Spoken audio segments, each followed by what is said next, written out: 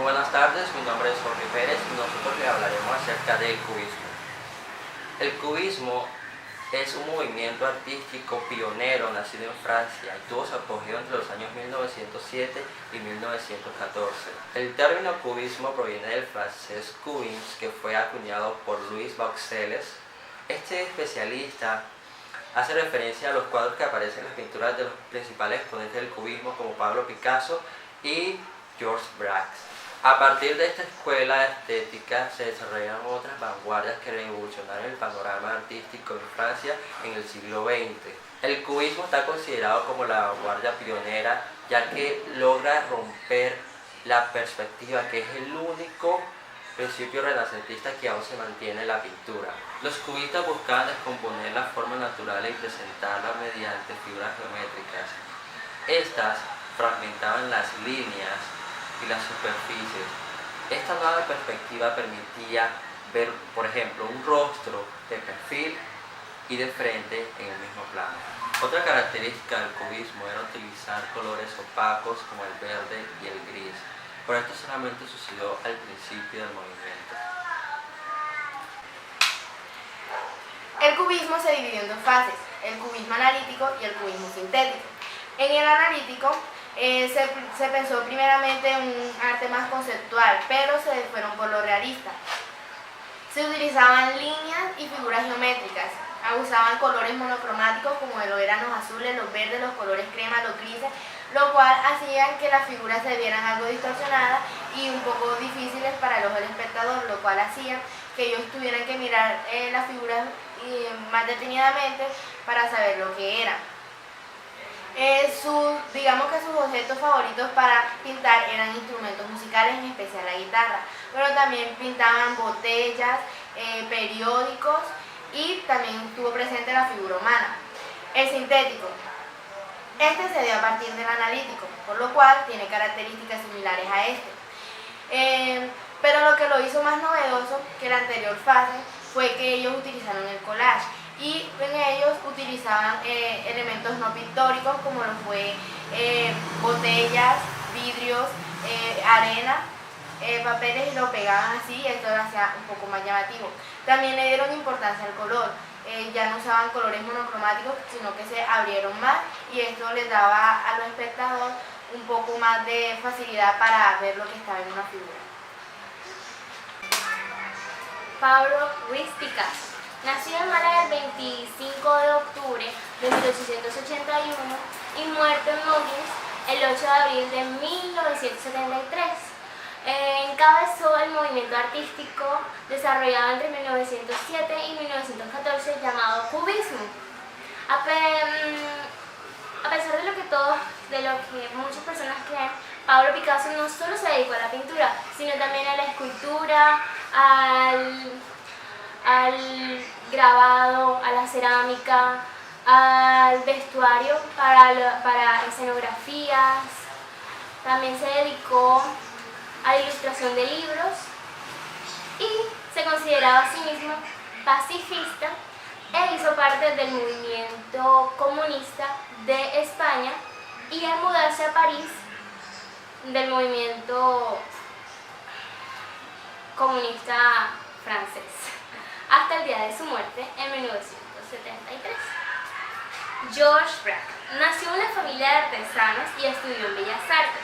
Llegó a París en 1900 y con una exposición en 1905 de fauvismo le encantó la técnica y decidió adoptarla. Pero prefería más que nada utilizar los colores rosas y violetas. En el otoño de ese mismo año, con una exposición retrospectiva de artesanía y acabando de comenzar una amistad con Pablo Picasso, quien acababa de terminar su pintura de las señoritas de Aviñón, le encantó mucho esa técnica y comenzó a desarrollarlo. Se sabe que por él fue que el crítico francés Bruxelles le puso el nombre de cubismo, pues decía que le veía unos cubos. Lo que es curioso es que este mismo crítico fue el que le puso el nombre a los fauvistas, pues lo llamaba, los consideraba fauves, bestias, por usar los colores que no estaban aceptados en la época, como poner verde en un rostro, por ejemplo. Así comenzó el nombre del cubismo. Ian Meslinger en 1903 llegó a París para estudiar medicina, pero lo tuvo que abandonar porque decidió seguir un camino de pintor. Luego de haber investigado y explorado el neoimpresionismo y el fauvismo, se adaptó a una forma de pintar más personal, dibujando Dancer in a Café. Luego de eso, siendo amigo de Max Jacob, se convirtió en uno de los visitantes más habituales de Betú-le-Bois, que era un inmueble en el distrito 18 de París, conocido en la época por ser un lugar de donde se reunían y donde iban a quedarse un tiempo distintos escritores o pintores de la época del siglo XX. Robert Delaunay empezó como uno de los pintores de arte abstracto. Abandonó el cubismo en 1912 porque sentía que sus colores eran muy monocromáticos y las formas geométricas lo cerraban demasiado.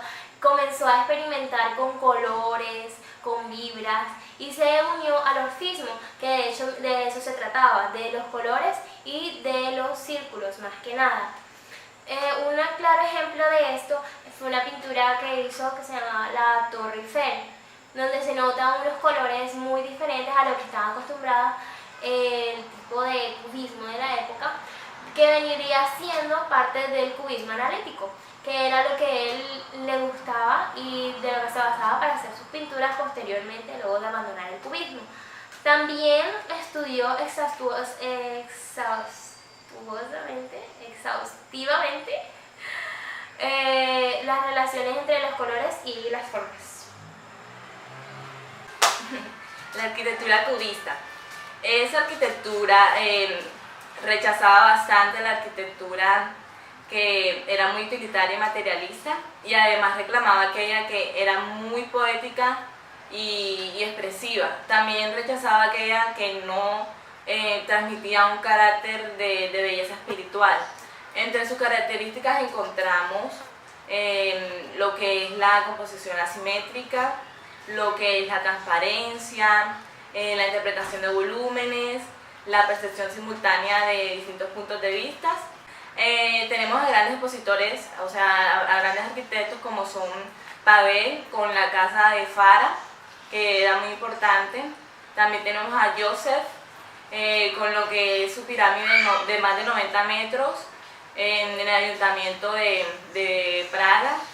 También está Hoffman, que se sentía atraído por los ambientes orientales, y seguimos con el cubismo escultórico.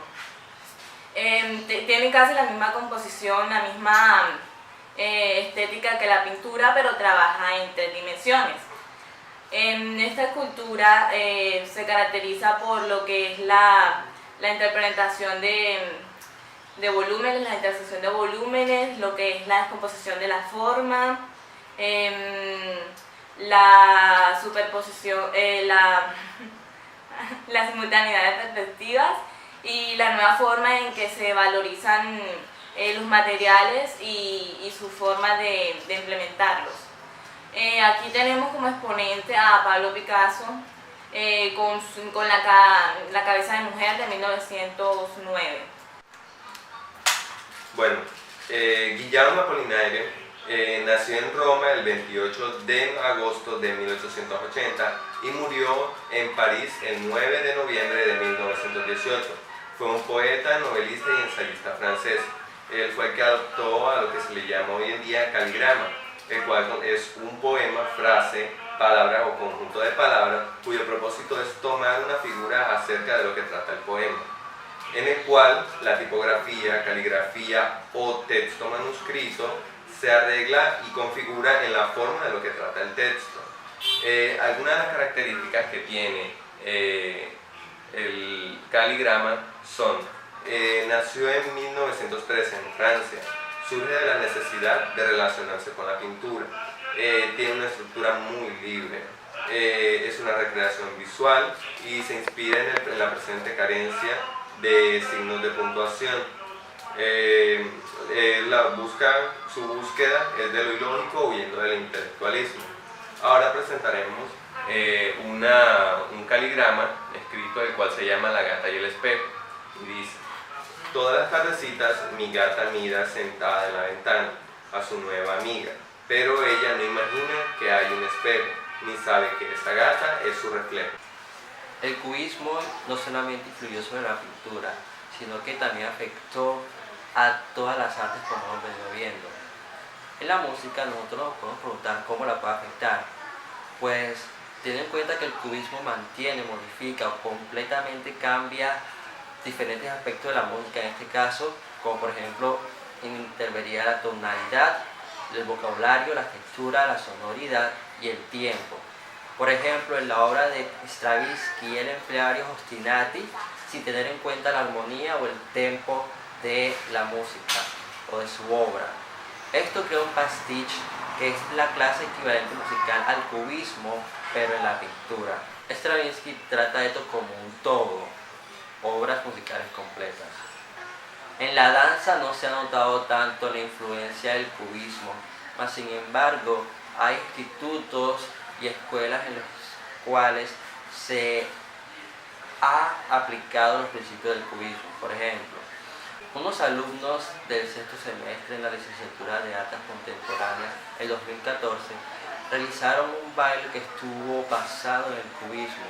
Ellos decían que la posición se dirige a la expresión de las ideologías principales de la corriente artística del cubismo, codificado al lenguaje dancístico, es decir, figuras geométricas, trazos, líneas sencillas y fragmentadas, así como distintas vistas al objeto desde un mismo plano. El cubismo en el cine no ha tenido una gran influencia, mas sin embargo sí hay obras en las cuales se ve la influencia del cubismo. Por ejemplo, en la obra de Fernand Léger,